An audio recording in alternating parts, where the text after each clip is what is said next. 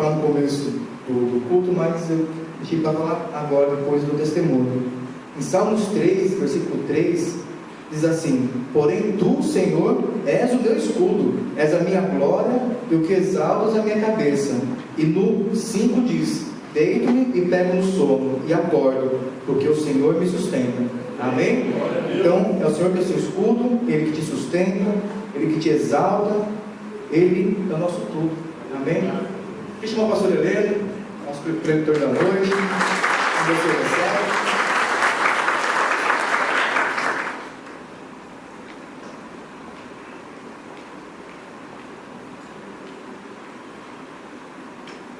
Pega as suas mãos aqui para abençoar o pastor. Amém? Senhor amado, Pai, nós queremos, Pai, abençoar, Pai, o pastor Heleno, Pai, todo o tempo, Pai, todo o empenho, Pai, dele, Pai, o amor. E também queremos agradecer, Pai, mais um ano de vida dele, Senhor. Sexta-feira, Pai, ele fez mais um ano de vida. E queremos agradecer, Pai, pela vida dele, por esse empenho, esse amor, Pai, de ser pastor, Pai, pela paciência, Pai, com os discipuladores, com os líderes, com os irmãos. E o Senhor veio para acrescentar cada dia mais, Pai, na vida dele, Pai. Muito mais bênçãos, muito mais amor, Pai. Abençoa a vida desse homem, Senhor. E também, Pai, nos prepara, Pai, para receber tudo aquilo, Pai, que o Senhor tem colocado no coração dele. Pai, que possamos receber e possamos, Pai, frutificar de acordo com a sua vontade, Pai, a sua benevolência. Em nome de Jesus, nós te agradecemos. Amém. Amém.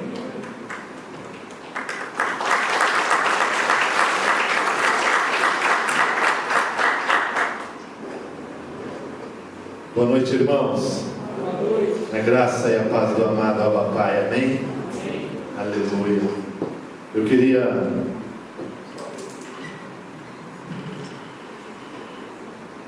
queria começar essa noite agradecendo as manifestações que eu recebi dos irmãos, né? Nessa sexta-feira, onde, como o Léo disse aqui, eu completei mais um ano de vida. Obrigado pela manifestação de carinho que os irmãos se manifestaram através das redes sociais, através do meu telefone, né? Através das surpresas que fizeram para mim. Eu queria agradecer de coração a todo o carinho que os irmãos manifestaram na minha vida. Amém? Glória a Deus pela sua vida. Irmãos, a pastora pediu para mim dar um ênfase no Encontro Kids, que vai acontecer dia 1/12 agora, das 8 às 20 horas, aqui no prédio, aqui do Casarão Santo André. E eu queria pedir que você, né, você tem um parente, vizinhos, filhos, sobrinhos, né? Escreva eles para esse encontro. Eu tenho certeza que será uma ferramenta transformadora na vida dessas crianças, amém? E consequentemente na vida dos pais. A Bíblia diz que o coração dos pais se converterão aos corações dos filhos. Então eu creio que esse encontro é uma ferramenta para mudar a história de muitas vidas, amém? Então eu queria que você estivesse motivando, eu queria que você estivesse buscando as pessoas para estar vindo nesse encontro, que vai ser um momento com certeza poderoso, amém? Também queria dar um reforço aqui, né, sobre a nossa cesta de Natal, né? Sobre a nossa cesta de Natal, nós fornecemos hoje algumas cestas de alimentos para algumas pessoas, alguns irmãos, e vamos fazer uma cesta de Natal, né, em conjunto com essa cesta de alimentos, né? E tem alguns ingredientes aqui, né, que o Vanderlei ali, os irmãos do Instituto colocaram para que nós possamos estar montando essa cesta. Então eu queria pedir para os irmãos nos ajudarem, né, a nós estarmos montando essa cesta de Natal para esses irmãos que nós já damos uma cesta, vamos complementar com uma cesta de Natal, amém? Glória a Deus, aleluia. E também sobre o Vila Vitória, você viu aqui, né, uma chamada sobre o empoderamento de líderes. Essa chamada é do Vila Vitória, eu acabei deixando no jornal, mas você também é convidado. Se você estiver, né, tranquilo, vá lá, que eu tenho certeza que vai ser uma bênção também na sua vida, amém? Glória a Deus, aleluia. Eu queria falar nessa noite de suprimento. Falamos de cesta, né? Falamos de cesta de Natal, falamos de alimento, mas eu queria falar de suprimento de Deus. Quem está feliz aí diz amém. Amém. Aleluia, ela voltou. Glória a Deus pela sua vida, né? Eu queria falar de suprimento de Deus. Quando falamos em suprimento, o que vem à nossa cabeça? O que vem à tona? O que vem à sua mente? O que vem à sua memória? Eu fui no Aurélio buscar na íntegra o seu significado. Suprimento é completar, suprimento é preencher, suprimento é prover, suprimento é abastecer, suprimento é fazer às vezes, suprimento também é substituir. E aqui nós vamos falar hoje de suprimento de Deus. Amém? Posso ouvir um amém? Amém. Abra sua Bíblia lá em 2 Coríntios 13 e 14. Nós vamos ler vários versículos. Eu queria que os irmãos ali do Data Show estivessem colocando os versículos que nós vamos ler, né? Nós vamos passear na Bíblia. 2 Coríntios 13, 14. Na minha tradução diz assim: a graça do Senhor Jesus Cristo, o amor de Deus e a comunhão do Espírito Santo seja com todo vós. O que te lembra esse versículo que você ouve praticamente todas as noites após o culto? Esse versículo nada mais é do que aquilo que nós terminamos os nossos cultos. Nós terminamos os nossos cultos declarando sobre a igreja a bênção apostólica. Então, ou seja, a graça do Senhor Jesus, o amor de Deus e a comunhão do Espírito Santo seja com todos vós. Ou seja, nós estamos vendo aqui em 2 Coríntios 13, 14, o que? A bênção apostólica, que nós declaramos sempre no fim ou no final dos cultos. Mas hoje eu queria fazer diferente, ou seja, hoje nós estamos invertendo, estamos declarando a bênção no início da palavra. Ou seja, por que disso? Porque nós precisamos entender o quão importante é essa bênção em nossas vidas. Sabe, meus irmãos, às vezes nós achamos que a bênção, a bênção apostólica, nós achamos que somente aquelas palavras que o pastor dispara daqui no final do culto é simplesmente para cumprir, ou simplesmente um ritual, ou simplesmente para encerrar o culto. Mas eu e você precisamos entender o quão importante é a bênção em nossas vidas. A bênção apostólica é ou deveria ser o perfeito suprimento para todas as nossas necessidades. Por quê? Porque a graça do Senhor Jesus nos revela o amor de Deus, que por sua vez nos dá a filiação por meio do Espírito Santo. Ou seja, a graça do Senhor Jesus revela a mim e a você o amor de Deus. Por quê? Porque é através dessa graça, é através dessa bênção que nos dá a filiação por meio do Espírito Santo. Posso ouvir um aleluia? Posso ouvir um glória a Deus? Hoje a igreja está vazia, os irmãos estão meio tímidos. Nós precisamos entender que esse suprimento, ou o suprimento de Deus para nós, envolve três coisas. Ou seja, nós estamos falando de suprimento de Deus. Eu queria falar de três coisas que envolvem o quê? O suprimento de Deus na minha e na sua vida. Porque normalmente, ou porque às vezes falta suprimento de Deus. Por quê? Porque às vezes falta algum item. Aqui na cesta que nós acabamos de falar, se nós não tivermos todos os itens, dificilmente nós vamos conseguir montar as cestas básicas. Eu estava ali com o Vande antes do início do culto, e ele estava montando 4 cestas, e eu falei: como é que está? Ele falou: pastor, vai faltar óleo aqui para as 4 cestas.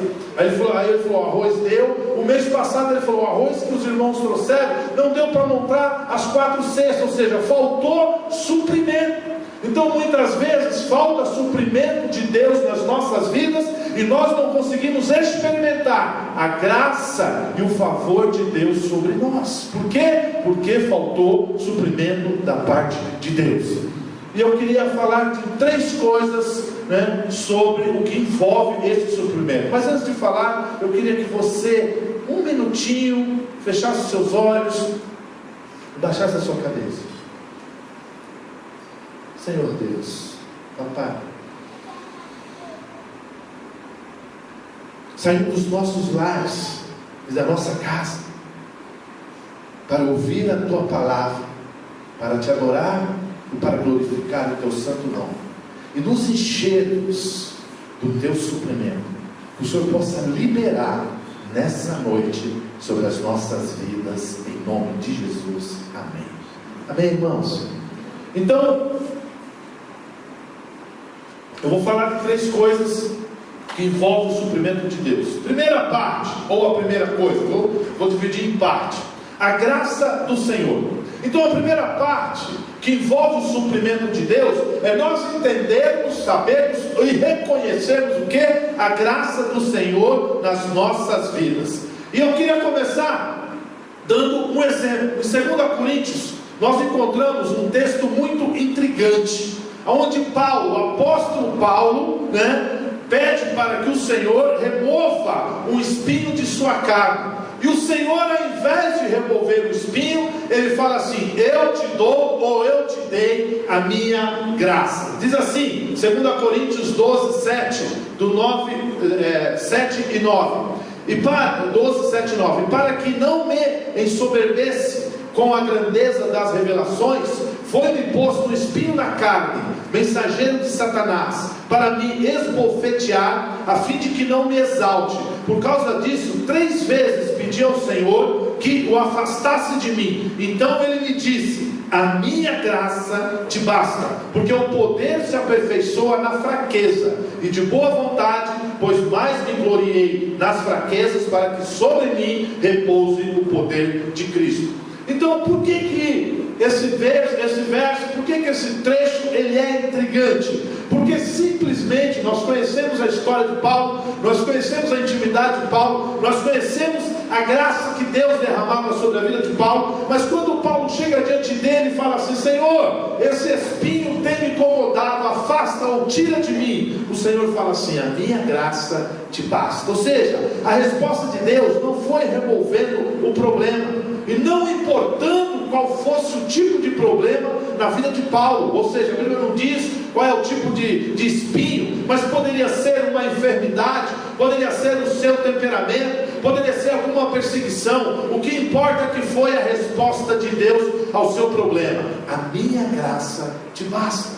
Ou seja, a graça do Senhor é o suficiente. Deixa eu te falar algo, meu irmão.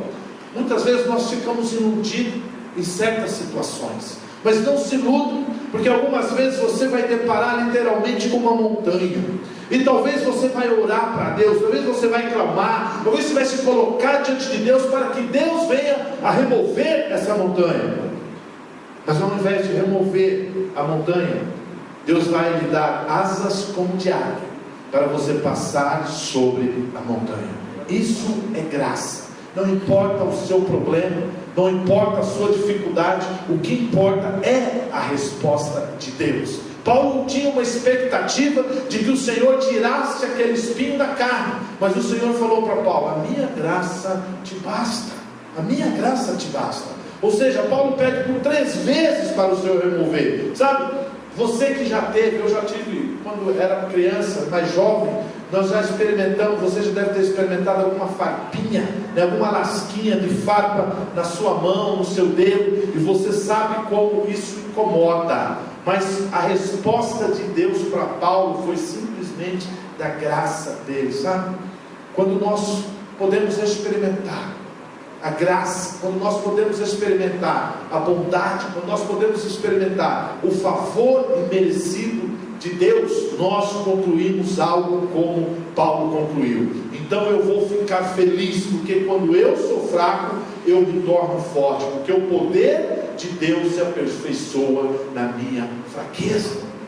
Sabe, irmãos, quando eu e você entendemos quem nós somos, quando eu e você entendemos que não sou eu, mas é Deus na minha e na sua vida, nós vamos entender que o poder dele vai se aperfeiçoar na minha e na sua fraqueza. Aí você me pergunta: pastor, o que é o poder de Deus? Nesse contexto, o poder de Deus é graça.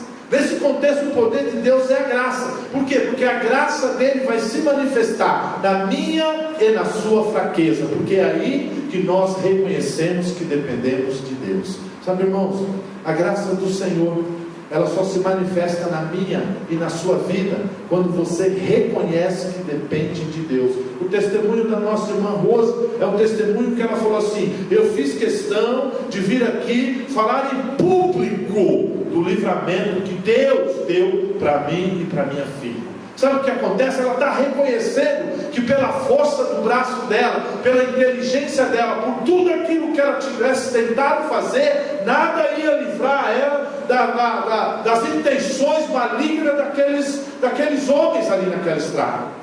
Então, ou seja, totalmente dependente de Deus. Ou seja, eu sou fraco, eu não daria conta, mas o Senhor é comigo. Então a graça dele se manifesta quando eu e você entendemos que somos fracos. Precisamos entender qual é a diferença de graça e lei. Lei é um favor merecido, é quando você faz algo, que você faz algo para receber. Graça é o favor imerecido. Lei é o que você tem que ser para Deus, mas graça é o que Deus em Cristo se tornou para você. Tá? Quando eu e você entendemos o que Deus se tornou, ou seja, o que Deus fez, como Deus enviou, e para que Deus enviou o seu Filho para morrer naquela cruz, ou seja, o propósito de Deus na minha e na sua vida, nós vamos entender a graça do Senhor. Muitas vezes nós não entendemos a graça, muitas vezes nós não desfrutamos, muitas vezes nós nos aproveitamos, muitas vezes nós não nos alegramos na presença do Senhor, porque nós não conseguimos entender o propósito de Deus na cruz, nós não conseguimos entender o propósito de Deus com Cristo, nós não conseguimos entender o que Ele veio fazer nessa terra. Nós achamos que Ele veio somente morrer numa cruz. Não, Ele veio transformar a sua vida, a sua casa e a sua família. Amém? Lei é uma demanda, e Deus demanda algo de você, mas a graça é o suprimento, ou seja, de Deus. Lei é o amor para com Deus, mas a graça é o amor dele para com você. Ou seja, quando você entende que é amado de Deus, você pode usufruir da graça dele. Muitas pessoas têm dificuldade de usufruir da graça.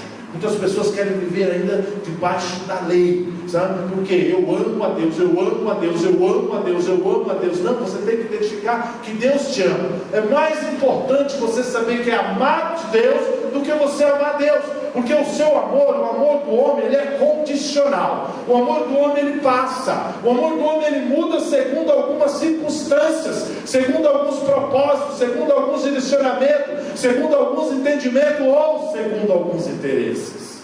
Mas o amor de Deus não.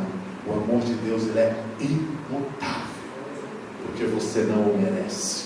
Ele é imutável. Amém? Então é mais fácil nós declararmos que amamos a Deus porque vivemos na lei, do que nós entendermos e reconhecermos que somos amados de Deus. Quando eu e você entendemos que somos amados de Deus, nós vamos usufruir da graça dele, na minha e na sua vida. Quem tem o favor tem tudo. Quem é favorecido, né? Eu li aqui, eu vou compartilhar um texto com os irmãos, né, para a gente entender o que é o favor de Deus. Por quê? Porque quem consegue, quem tem o favor, consegue coisas que outros lutam para ter. Sabe que outros lutam, que outros batalham para ter. E as pessoas sempre vão ter inveja de quem tem o favor de Deus. Você já percebeu algo? Que as pessoas não têm inveja de gente esforçada. Sabe aquele camarada que trabalha, aquele camarada que soa, aquele camarada que acorda cedo, aquele camarada que trabalha em 3, 4, 5 empregos, que estuda de manhã, trabalha à tarde, trabalha à noite, trabalha de madrugada. Ninguém tem inveja dessas pessoas. Por quê? Porque ela está fazendo por merecer. Porque ela está fazendo por merecer. Agora, na verdade, eles até admiram e elogiam. Nossa, esse cara é esforçado, hein? Nossa, esse cara trabalha demais. Eu não conseguiria fazer isso. Agora, a inveja vem daquelas pessoas que simplesmente elas recebem, as coisas acontecem de graça.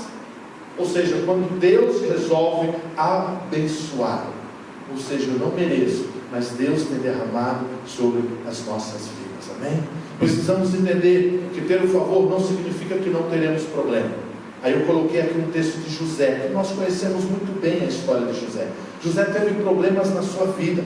A Bíblia diz que depois de mais ou menos 1 hora na presença de Faraó, ele se tornou o primeiro ministro do Egito. E eu queria ler um texto, uma frase que me chamou muito a atenção quando eu estava lendo essa parte de José. Está lá em Gênesis 41, eu vou ler o 37 e o 38.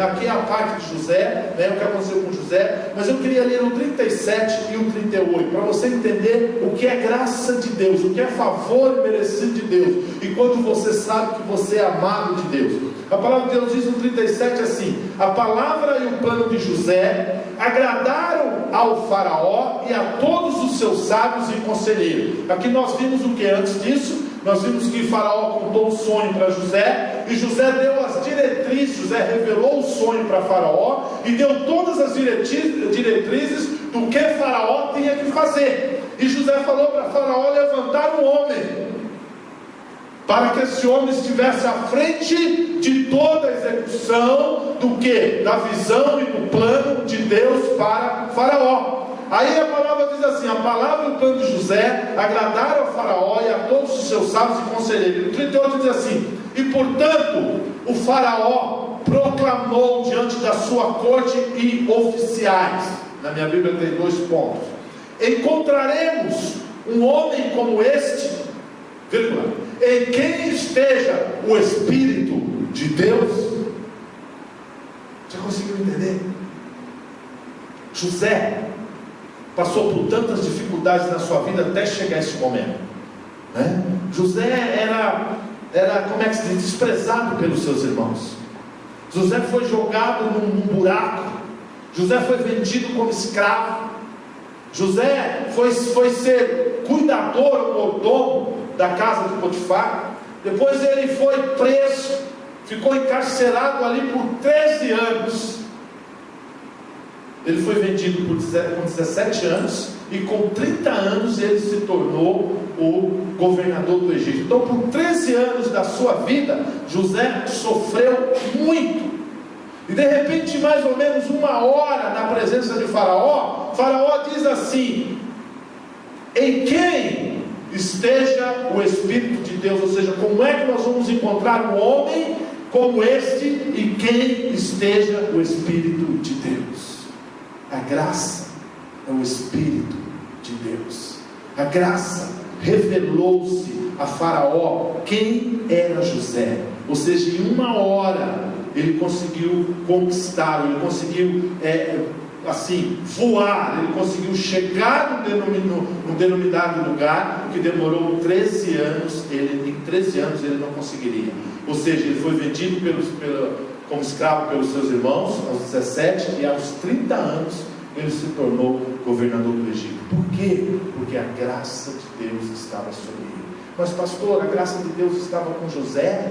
Ele era perseguido pelos seus irmãos, ele foi lançado numa cisterna, ele foi vendido como escravo, ele foi preso, tá? Ele ficou 13 anos nessa situação, e o Senhor veio me falar que a graça dele, a graça de Deus estava sobre ele durante esses 13 anos, durante toda a vida de José. A graça de Deus estava sobre ele. Deixa eu te falar, meu irmão, a graça de Deus está sobre a sua vida.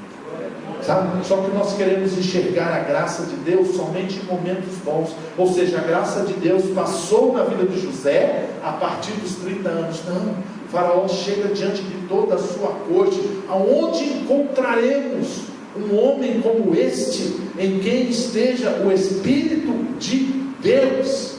A graça de Deus sempre esteve presente em nossas vidas. Ou seja, ela faz parte do seu passado, ela faz parte do seu presente, e ela faz parte do seu futuro.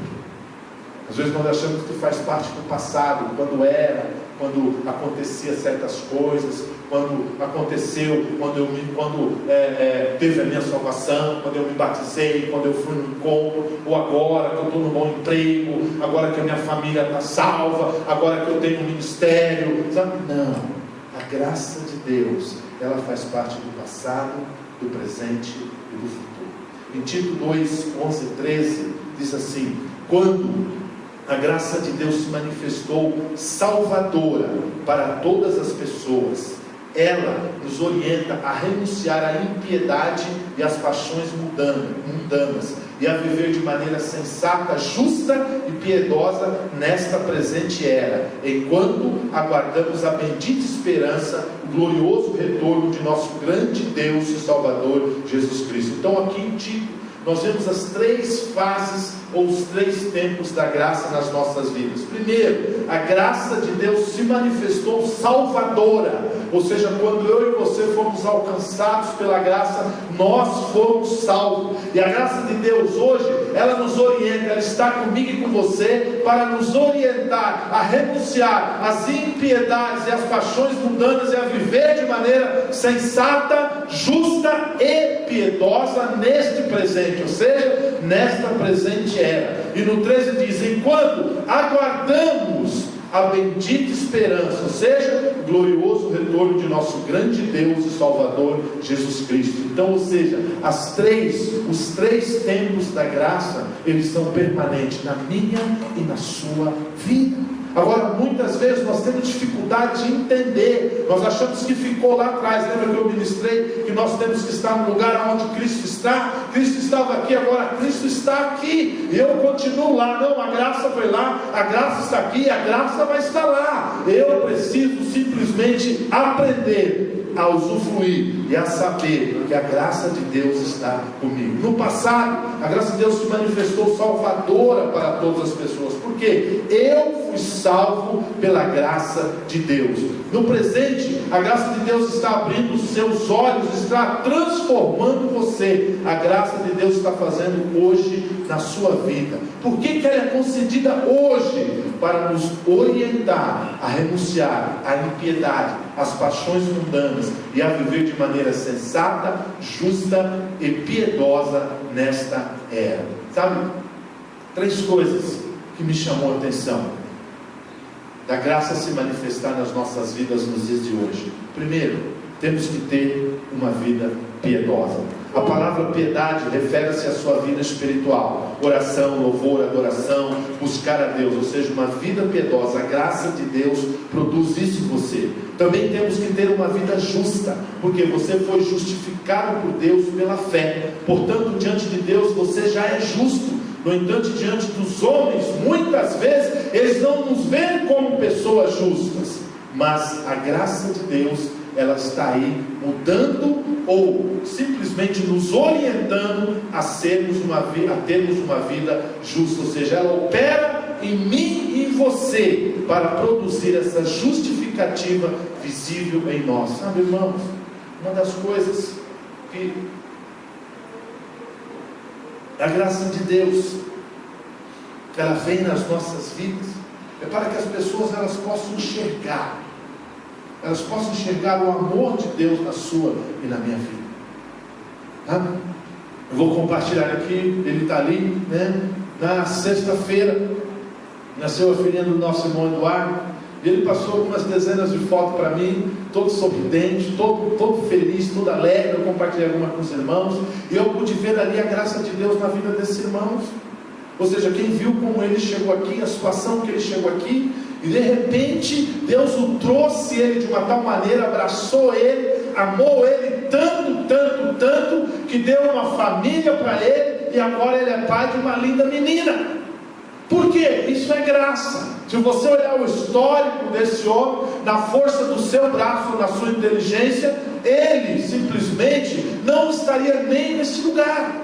Então, ou seja, a graça de Deus.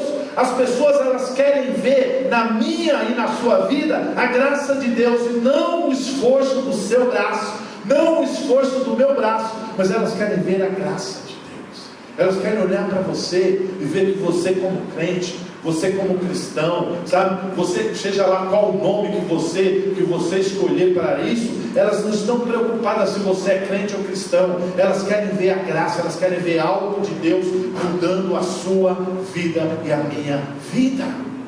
O que aconteceu na vida de Paulo, o espinho para ele não importava mais. O que importa agora é a graça de Deus. O que importa agora é a manifestação da presença do Senhor na minha e na sua vida.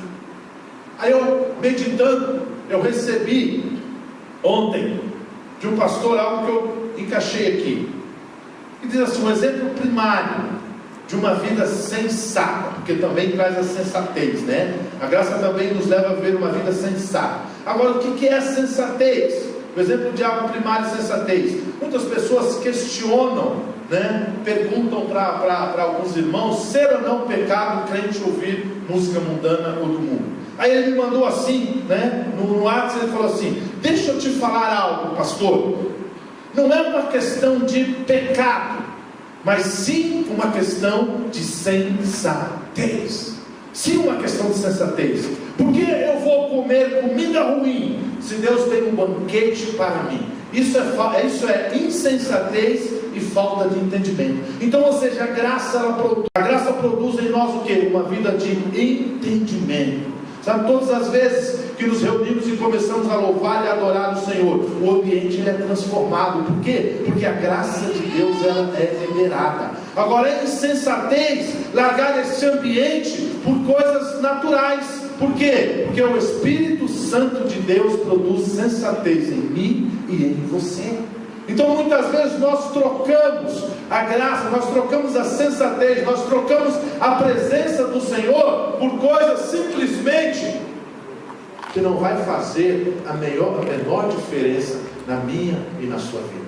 Então muitas vezes nós simplesmente não vivemos uma vida sensata. Por quê? Porque nós ainda não descobrimos ou não mergulhamos na graça de Deus. Sabe, irmãos, a graça de Deus, ela é aquilo que nos revela o verdadeiro entendimento de quem nós somos e de como nós devemos viver. Portanto, no presente, a graça está, no presente momento, a graça está me ensinando a viver de maneira sensata, justa e piedosa. Ou seja, quando eu e você começamos a viver uma vida experimentando, baseada na graça de Deus, automaticamente nós vamos viver uma vida sensata, automaticamente nós vamos viver uma vida justa, automaticamente nós vamos viver uma vida piedosa. Por quê? Porque a graça de Deus ela te direciona para isso. A graça de Deus ela te direciona para isso. O Espírito Santo do Senhor, ele te leva para isso. Não tem como eu sair dessa vertente do Espírito de Deus. Agora, e no futuro? Nós estamos falando no presente. No futuro, a graça futura é para quê? É para aguardarmos a bendita esperança e a manifestação da glória do nosso grande Deus e Salvador, Cristo Jesus. Sabe? Eu vi algo muito interessante sobre isso, que hoje a graça é como uma semente, que ela está incubada no meu e no seu corpo, e esse corpo físico, ele é a casca, só que ele vai passar, e quando ele passar, essa glória será liberada, todos verão em você a manifestação inconfundível como Filho de Deus. Eu vou dar um resuminho sobre isso. Esse corpo, meu e seu, é o mesmo que nós trouxemos, ou que nós estamos, desde quando, antes de nós termos uma experiência com Cristo, antes de nós nos convertermos ao Evangelho, esse corpo é o mesmo. Alguns ficaram de cabelo branco, barba branca, engordaram, emagreceram, cresceram, diminuíram, mas o nosso corpo é o mesmo. Mudamos algumas características na nossa fisionomia. Então, ou seja, quando você aceita, quando você vem para Cristo, quando você se converte ao Evangelho, essa graça que entrou através do Espírito Santo de Deus na sua vida, ele é uma semente, e esse corpo físico, ele é a casca dessa semente. E o que eu e você temos que fazer? Deixar essa casca passar. O que é deixar a casca passar? É nós mudarmos. É nós mudarmos a atitude, é nós mudarmos o jeito, é nós mudarmos os palavreados, é nós mudarmos os pensamentos. Quando eu e você começamos a mudar, essa casca ela começa a passar e começa a liberar a glória do Senhor. E aí as pessoas elas não vão te confundir. Você será inconfundível como filho de Deus. Amém? Não tem pessoas que às vezes já aconteceu com você, ou você vê pessoas passando na rua e as pessoas simplesmente param e perguntam: você é crente? Você é crente? Você... Por quê? Porque simplesmente eu estou vendo um brilho diferente nos seus olhos. Sabe o que é isso? Isso é a semente. Ou seja, o seu corpo, essa casca, ela está passando, ela está mudando, ela está saindo da maneira com que você chegou, ela está caminhando, ela está passando, ela está se deteriorando, e automaticamente essa semente que ela cobria começa a brotar, que é o que? A graça de Deus. Aí as pessoas vão olhar para você e vão ver a manifestação inconfundível como Filho de Deus. A vontade de Deus é que vivamos continuamente debaixo do que? Do favor imerecido. E esse favor, ele é multiplicado na minha e na sua vida. Sabe, irmãos, eu praticamente todos os dias pela manhã, eu sempre peço ao Senhor: Deus, multiplica. Multiplica na minha vida. Eu sei que eu não mereço, eu sei que eu não sou digno, Eu sei que eu sou um tranqueira, mas multiplica na minha vida o seu favor. Multiplica na minha vida o seu favor. É imerecido, o Senhor já me deu, então multiplica. Por quê? Porque é algo que eu e você precisamos viver continuamente, buscando a multiplicação do favor imerecido de Deus. Porque Deus tem mais. Deus sempre tem mais. Deus sempre tem mais para mim e para vocês. Segundo a Pedro 1,2 diz assim: graça e paz vos sejam multiplicada no pleno conhecimento de Deus e de Jesus, o nosso Senhor. Então aqui já está dizendo que a graça e a paz do Senhor, ela pode ser multiplicada no quê? No pleno conhecimento de Deus, de Jesus, o nosso Senhor. A maneira como podemos multiplicar o favor de Deus sobre nós é conhecendo mais o Senhor Jesus e Deus Pai. Conforme você vai conhecendo, conforme você vai mergulhando. Eu orei aqui com os irmãos do louvor, eu falei assim que, irmãos, Deus tem nos levado, Deus tem nos motivado, Deus tem nos cobrado, Deus tem tido uma expectativa nas nossas vidas, que nós possamos sair das águas rasas, que nós possamos sair das águas rasas, que nós possamos nos aprofundar, que nós possamos conhecer a mais, que nós possamos experimentar mais da graça e do favor do Senhor. Sabe? Porque normalmente nós chegamos, começamos a receber, nós começamos a ser abençoados, nós começamos a andar na graça de Deus e nós paramos, nós simplesmente achamos que está bom essa medida. Mas o Senhor tem chamado, o Senhor tem motivado, o Senhor está querendo que eu e você, como igreja, multiplicamos o favor dele sobre as nossas vidas. E de que maneira que nós vamos multiplicar? Buscando conhecer mais o Senhor Jesus e Deus Pai. Amém? É uma maneira de você mergulhar em Cristo Jesus, sair das águas rasas e começar a ir para águas profundas. Quanto mais revelação de Cristo, mais a graça aumenta na sua vida e mais o favor é dado sobre você. Quanto mais revelação você tiver de Cristo Jesus, da palavra de Cristo sobre a sua vida, mais a graça aumenta. Sabe por quê? Porque mais você vai ter a ciência de que você é amado. Porque quando você tem a ciência de que você é amado por Deus, você simplesmente chega diante do Pai e você fala: papai, estou aqui, sei que não mereço, sei que não sou digno, mas eu preciso tanto. Ou seja, nós passamos a ser cara de pau. Por isso é muito importante, irmãos, você conhecer, aumentar o seu conhecimento para que você possa receber, para que você possa ter a manifestação da graça de Deus aumentada sobre você. Por isso é muito importante você participar do quê? Do culto.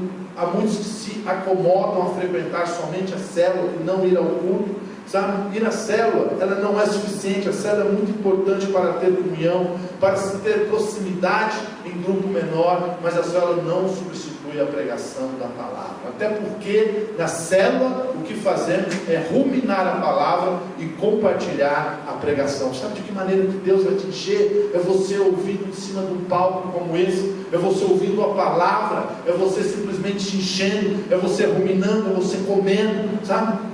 Você não tem que escolher um dos dois, são momentos diferentes, mas com o mesmo objetivo. Ou seja, são momentos diferentes que um completa o outro. Por isso nós precisamos dos dois. Nós somos uma igreja celular, então nós precisamos estar aqui na grande reunião e também participar da célula.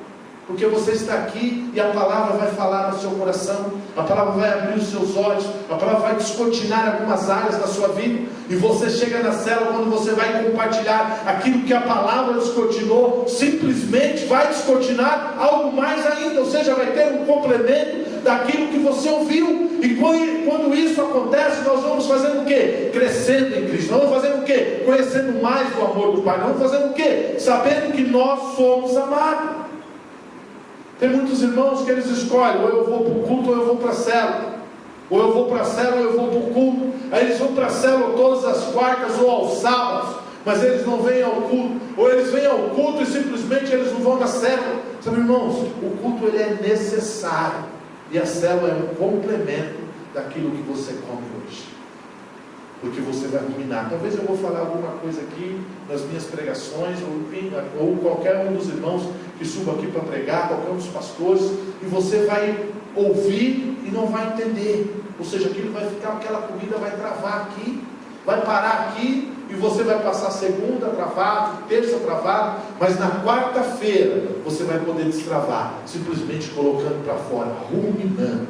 Então, ou seja, uma situação depende ou é o complemento da outra situação, amém? Tudo que Deus tem para fazer na sua vida, Ele vai fazer através de alguma palavra, de uma pregação, e o lugar da pregação é no culto. O lugar de você se alimentar, ele é no culto. O lugar de você dirigir certos alimentos, ele é na célula.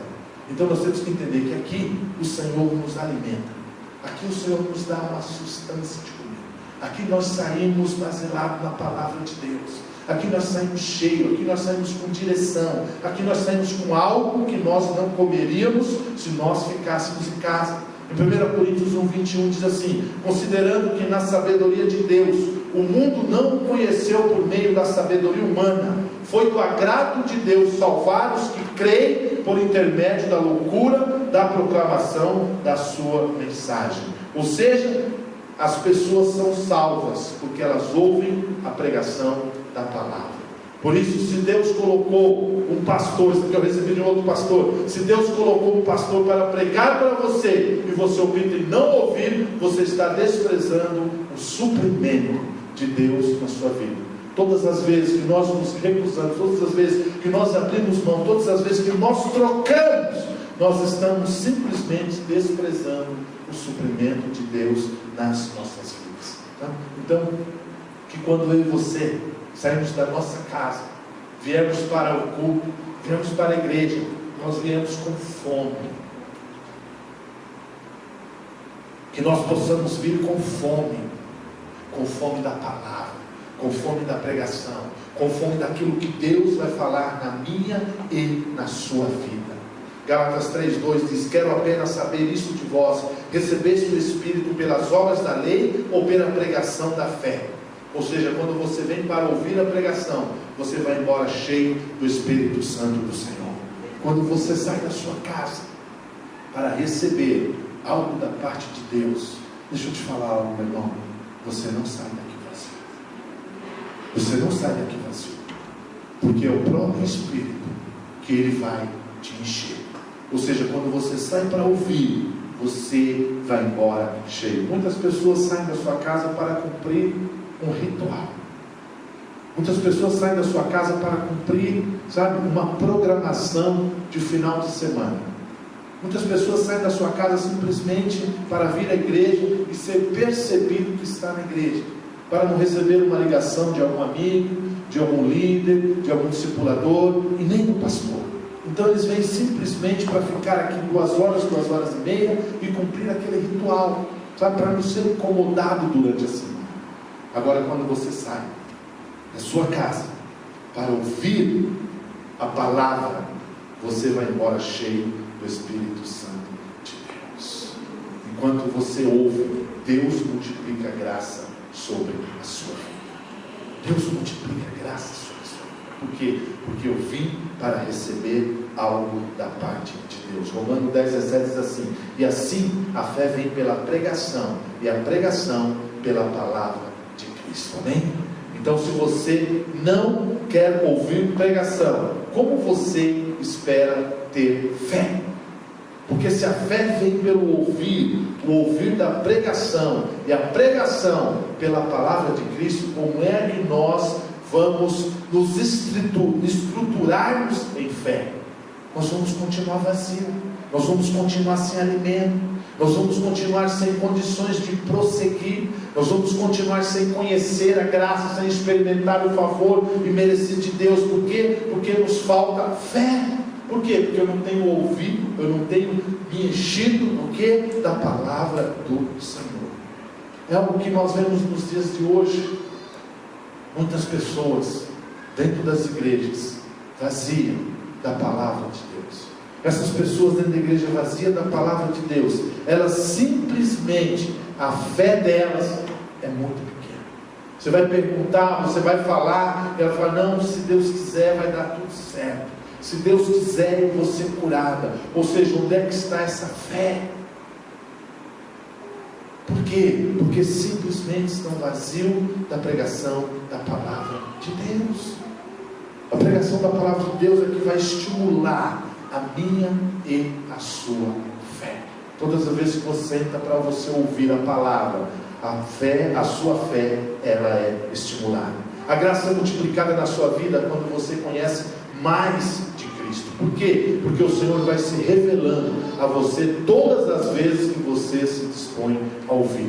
Todas as vezes que você se dispõe a ouvir, todas as vezes que você senta, todas as vezes que você para, todas as vezes que você decide comer desse rolo, ouvir uma palavra, ouvir uma pregação, o Senhor vai se revelando a você de glória em glória.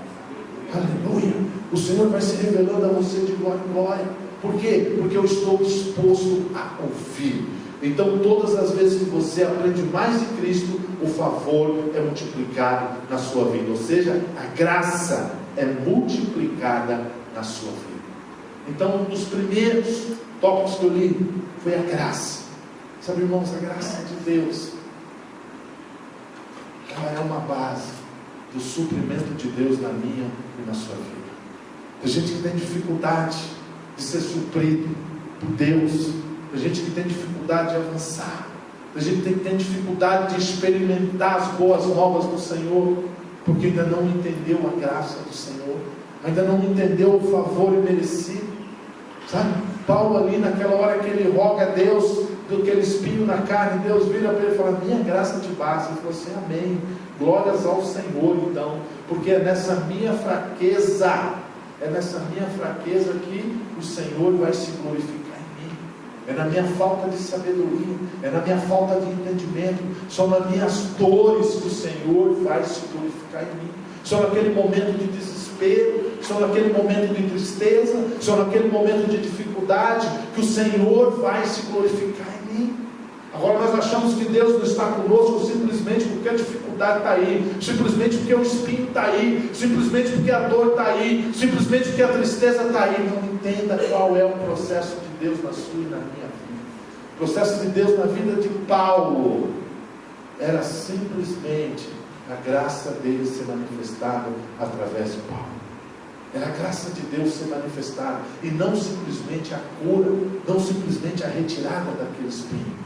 Então, todas as vezes que eu e você aprendemos mais de Cristo, a graça dele é multiplicada na minha e na sua vida. Amém? O segundo ponto, a segunda parte do suprimento, é o amor de Deus. Eu não vou conseguir falar tudo, mas o segundo é o amor de Deus. Nós precisamos entender, irmãos, que nós não vivemos sem o amor de Deus. Nós não podemos ter uma vida cristã saudável se nós todos os dias ao levantarmos nós não tivermos a certeza de sermos amados. Eu não posso ter saúde na minha alma se eu tiver dúvida de que Ele me ama. Você não pode ter saúde na sua alma se você tiver dúvida do que Ele te ama. Por quê? Porque o amor dele é incondicional. O amor dele é incondicional. Então muitas pessoas às vezes não têm saúde espiritual, porque simplesmente tem dúvida do amor de Deus. E o amor de Deus, ele não é baseado em quanto eu sou bonzinho. Falei disso na semana passada. Ele é incondicional, ou seja, ele ama eu e você, não porque somos bons, mas porque ele é bom. Muitas pessoas querem se fazer de bonzinho, muitas pessoas querem ser bonzinho para tentar receber mais do amor de Deus. Mas espera aí, ele ama você porque ele é bom. Entenda algo, e quando eu li isso aqui, me fez pensar. Ele já amava você antes de você conhecê-lo, certo ou errado? Ele já amava você antes de você conhecer, porque a palavra de Deus diz que Cristo morreu por todos. Cristo morreu por todos. Então, ou seja, Ele já amava você antes mesmo de você conhecer e se entregar a Ele. Quando você ainda era inimigo de Deus, Ele amava você. Quando você fugia de Deus, Ele já amava você. Quando as pessoas pregavam o Evangelho para você, Ele já amava você. Quando as pessoas te convidavam para ir para a igreja e você não vinha, Ele já amava você. Quando as pessoas te convidavam para ir para o encontro e você não vinha, Ele já amava você. Então todo o tempo Ele já amava você. Então o amor dele ele é incondicional, porque Ele já te amava. Porque Cristo morreu na cruz por todos. Agora poucos, ou alguns, ou muitos vão entender e receber esse amor. Depois que você se tornou filho, o amor permanece. Ou seja, não tem jeito do amor aumentar, pois Ele já te ama no máximo. A graça e o favor pode ser multiplicado, mas o amor você já recebeu o máximo que Deus pode te dar. Parece algo que nos intriga, parece? E quando eu li isso aqui, o negócio ficou martelando na minha cabeça. Espera aí, até grifei amarelo. Mas o amor você já recebeu o amor de Deus, o máximo que Ele pode te dar. Aí você fala, pastor, mas eu estou passando por uma dificuldade, estou passando por uns problemas, estou passando por umas necessidades, o negócio não está fácil. E o amor de Deus já está no máximo. Com todas essas dificuldades que eu estou passando, já está no máximo. Como é que eu sei que o amor está no máximo? Eu vou te responder. Cristo é a resposta. Cristo é a resposta. O amor dele já foi ao máximo na sua vida, porque Ele deu o seu único filho para trocar de lugar com você, para ser crucificado, para morrer naquela cruz, com o propósito de te salvar, com o propósito de você ser filho. Deus deu tudo o que Ele tinha por você e para você. Então o amor dele chegou no máximo. Tudo que Ele tinha, Cristo, Ele deu para você. Como é que Ele pode te amar mais, se Ele deu o seu Filho, o único, para morrer por você no seu lugar? Então não importa a sua dificuldade, não importa o seu problema, não importa os seus pontos de interrogação, Ele te ama ao máximo. O que eu e você temos que entender é esse amor. Assim como Paulo entendeu o amor, Paulo falou, então tá bom, Senhor, a tua graça me basta. Sabe, irmãos, nós ficamos lutando para tentarmos entender o amor de Deus. Nós ficamos buscando que Deus nos ame mais. Nós começamos a fazer dezenas, centenas e milhares de coisas, pensando que Deus vai me amar e te amar mais. Não, o amor dele já está no máximo. Foi Cristo o amor de Deus. Foi Cristo o amor de Deus. Ele te amou ao ponto máximo. 1 João 3,1 diz assim: vede que imenso amor nos tem concedido o Pai, a ponto de sermos tratados como filhos de Deus. E em realidade somos filhos de Deus. Por esse motivo o mundo não nos conhece. Por quê? Porquanto não conhece a Ele mesmo. Observe aqui o que João disse: a maior expressão de Deus é nos fazer seus filhos. Nós fomos feitos filhos. Antes éramos filhos da ira, mas agora somos filhos amados. Sabe? Como filho, você tem a natureza do Pai. Como filho, você tem a natureza do Pai. Muitas vezes nós queremos algo mais de Deus. Ou melhor, nós sempre queremos algo mais de Deus. Nós sempre queremos algo mais. Nós sempre queremos uma prova. Nós sempre queremos que Deus nos dê mais. Nós sempre queremos um milagre. Nós sempre queremos isso. Nós sempre queremos isso. Mas nós nunca paramos de pensar e falar assim: mas Deus me ama tanto, tanto, tanto, que já me deu tudo. Eu tenho que agradecer. Simplesmente reconhecer. Porque o amor de Deus constrange a mim e a você. Nós temos a natureza do Pai. 2 Pedro 1,4 diz assim: pelos quais nos têm sido doados as suas preciosas e muito grandes promessas, para que por elas vos torneis coparticipante da natureza divina, livrando-vos da corrupção das paixões que há no mundo. Deixa eu te falar algo, meu irmão. Você agora é filho. Você é participante da natureza divina. Hoje, talvez você não saiba e não tenha ideia das implicações disso sobre a sua vida. Sabe, muitas vezes nós não temos ideias das implicações de nós sermos filhos amados. Muitas vezes nós não temos ideias das implicações de nós sermos participantes da natureza divina. Muitas vezes nós não temos ideia, nós não conseguimos entender aonde isso vai chegar, ou qual é o resultado disso, de ser filho amado de Deus e ter a natureza divina. Tem um louvor, tocou há algum tempo, né? Acho que era um louvor, que dizia que nas minhas veias corria o sangue de Deus. Acho que era um louvor, né? Dizia algo assim, que nas minhas veias corria o sangue de Deus, no meu corpo o sangue de Deus corria nele. Muitas vezes nós não temos a ideia, a vaga ideia, sabe, das implicações do que é ser filho amado. Deixa eu te falar algumas coisinhas. Você não imagina o que os anjos sentem quando olham para você e sabem que você é filho. Porque os anjos são criaturas formadas por Deus para o adorarem e o servirem. Aí eles olham para você e sabem que você é filho amado de Deus. Você também não tem noção do espanto e o horror que você causa aos demônios quando você descobre a verdade de que você é filho e age como tal. Sabe, irmão, Satanás, ele não está nem aí se você é crente ou deixa de ser crente. Ele não está nem aí se você vem na igreja todos os domingos. Ele não está nem aí se você vem, vai na célula. Ele não está nem aí se eu subo aqui para pregar todos os domingos, se você canta ou toca. Ele não está nem aí se você ora, se você jejua, se você dizima oferta. Ele não está preocupado com isso, não. Você sabe o que preocupa Satanás? Você sabe o que preocupa os demônios? É quando você descobre que você é filho e age como tal. Por quê? Porque você tem a natureza do Pai. Porque você tem a natureza do Pai.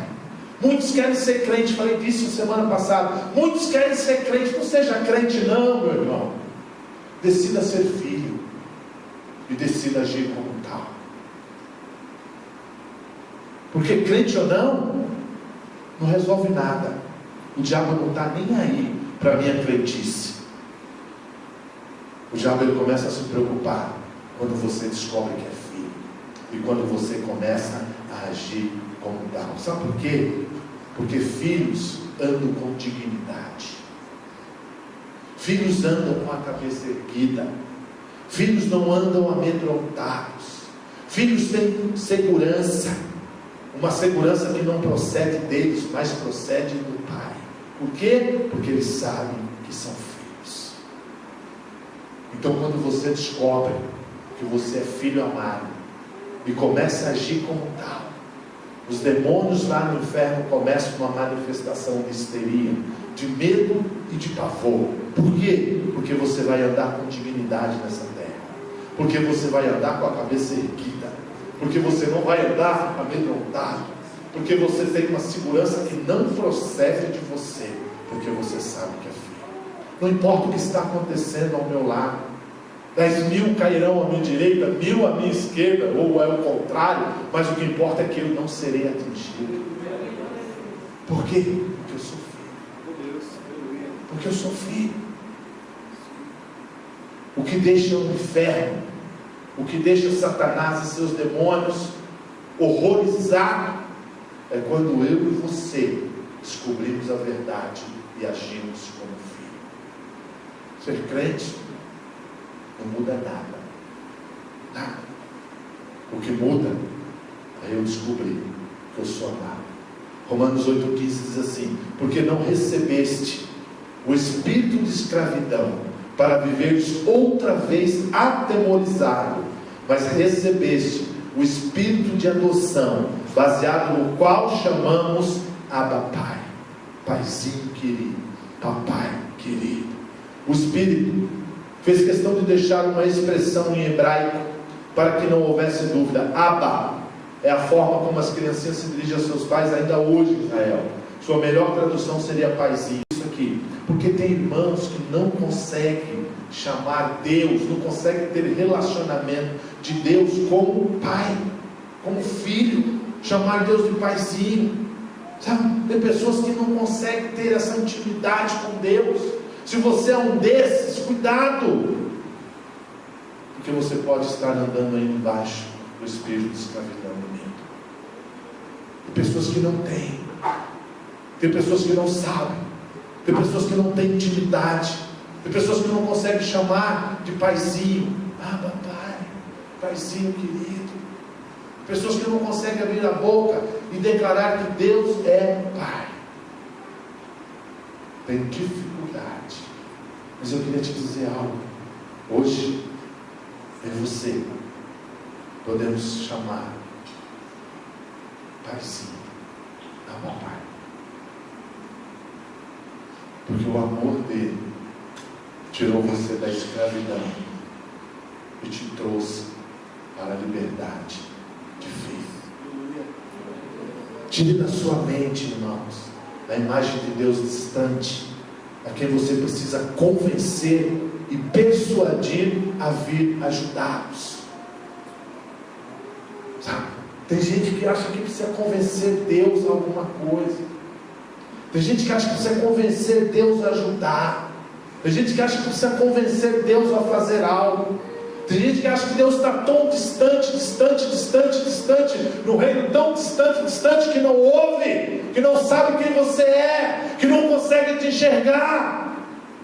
Tem gente que tem a imagem de um Deus muito longe, muito distante, e ele quer fazer todos os dias, fazer coisa a convencer, a persuadir Deus a vir ajudar e a ouvir as suas orações. Deixa eu te falar algo. Isso é um engano maligno.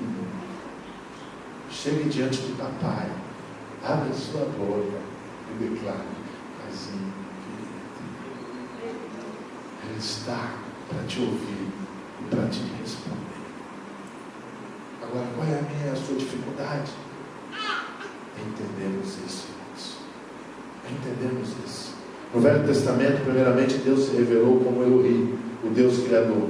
Depois ele se revelou a Abraão como El Shaddai, o Deus todo suficiente. Mais tarde ele se revelou a Moisés como Jeová, o grande eu sou. Mas Jesus, ele veio para revelar o nome de Deus a nós. E o nome que ele nos revelou foi Pai. Para que nós possamos ser íntimos. Para que nós possamos ter uma relação ou um relacionamento de intimidade e sabermos que nós somos amados. Sabemos que nós somos amados.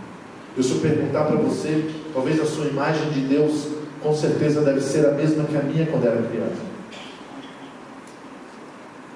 Quando era criança, a imagem que eu tinha de Deus era um homem grandão, sentado num trono imenso, com uma barba branca imensa, com um cajadão na mão, esperando só eu deslizar para me dar uma cajadada na cabeça. Esse era Deus.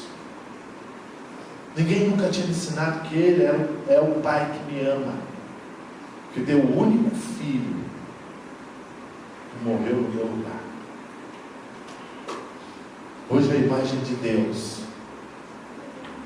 é alguém amoroso, que me abraça, que me beija, que me leva a experimentar algo que eu não mereço, que é o favor imerecido dele. Deixou de ser aquele homem bravo, de barba branca, com o cajado na mão, para ser aquele que me abraça e que eu me sinto confortável nos braços do Pai.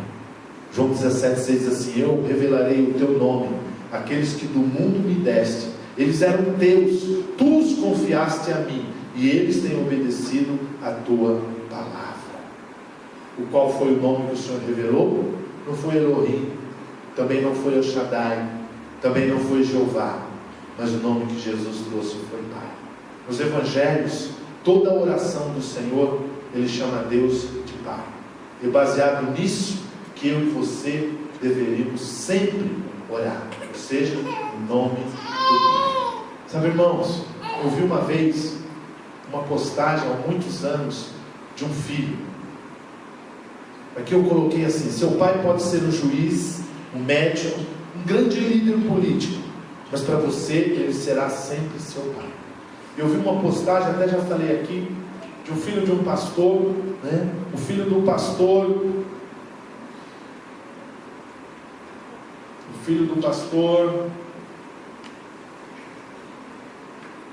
me fugiu agora, Marcelo Almeida. Filho do pastor Marcelo Almeida, alguns conhecem o pastor Marcelo Almeida, um grande homem de Deus, né? Uma pessoa conhecida mundialmente, um homem de referência. E era aniversário dele, e muita gente postaram: parabéns pastor Marcelo, parabéns pastor Marcelo Almeida, feliz aniversário pastor Marcelo Almeida, né? Naqueles grupos, né, e tal, e postando, e ele colocou assim: alguns o chamam de pastor Marcelo, para alguns ele é o pastor Marcelo, para alguns ele é o pastor Marcelo Almeida, para alguns ele é o mestre pastor Marcelo Almeida, para mim simplesmente o Pai. Sabe, Deus, Ele é tudo isso. Deus, Ele é tudo isso. Ele é tudo o que foi revelado no Velho Testamento. Ele é um Deus criador, sim. Sabe? Ele é tudo que foi revelado. Ele é o El Shaddai. Ele é Jeová. Ele é tudo que foi revelado no Velho Testamento. Mas para mim e para você, Ele é nosso Paizinho. É algo que eu e você temos que aprender a identificar a nossa filiação. Quando nós aprendemos a identificar a nossa filiação, nós vamos ver que há poder, há proteção, porque todos os atributos de Deus estão presentes no nosso Pai. Por quê? Porque nós somos guardados por Ele. Sabe, irmãos, precisamos aprender em quem nós descansamos. Em quem nós descansamos? Em João 17, 11, 12, diz assim: agora não ficarei muito mais no mundo, mas estes ainda estão no mundo, e eu vou para ti, Pai Santo, protege-os em teu nome.